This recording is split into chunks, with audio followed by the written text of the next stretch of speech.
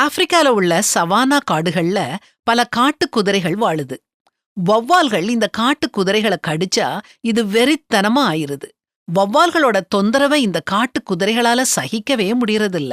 வௌவால்களோட கடியிலிருந்து தங்களை பாதுகாக்க இந்த குதிரைகள் ரொம்ப தூரம் வேகமா ஓடி கடைசில மூச்சு விட முடியாம செத்தே போயிருது. உண்மைய சொல்லப்போனா வௌவால்கள் கடிச்சா லேசா வலிக்கும், அவ்வளவுதான். அந்த கடியினால குதிரைகளுக்கு எந்தவிதமான பாதிப்பும் ஏற்படாது. இந்த சின்ன வேதனைக்கு பயந்து இந்த குதிரைகள் தங்களுடைய உயிரையே மாச்சிக்கிடுது.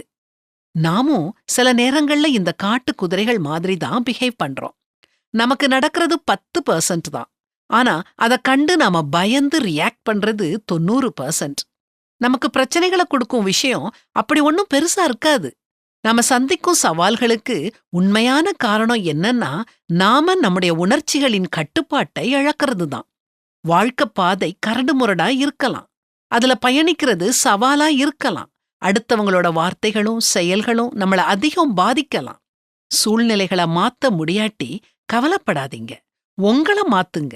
உங்க நடவடிக்கை, செயல்கள், அணுகுமுறைய மாத்துங்க. நல்ல பலன் கிடைக்கும்.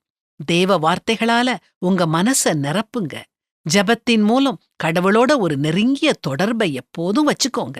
அவர் உங்க வாழ்க்கையில அடியெடுத்து வச்சு உங்க பயத்தை போக்குவாரு, நம்பிக்கைய அளிப்பாரு. சூழ்நிலைகள் மாறாது, மக்கள் மாறமாட்டாங்க. ஆனா நாம தேவன் மேல நம்பிக்கை வச்சிருக்கிறதுனால எது வந்தாலும் கலங்க மாட்டோம். தேவ உதவியோட எதையும் தைரியமா எதிர்கொள்வோம். அவர் உங்களை விசாரிக்கிறவரானபடியால் உங்கள் கவலைகளையெல்லாம் அவர் மேல் வைத்து விடுங்கள் அப்படின்னு வேதாகமமும் நமக்கு அறிவுறுத்துதே.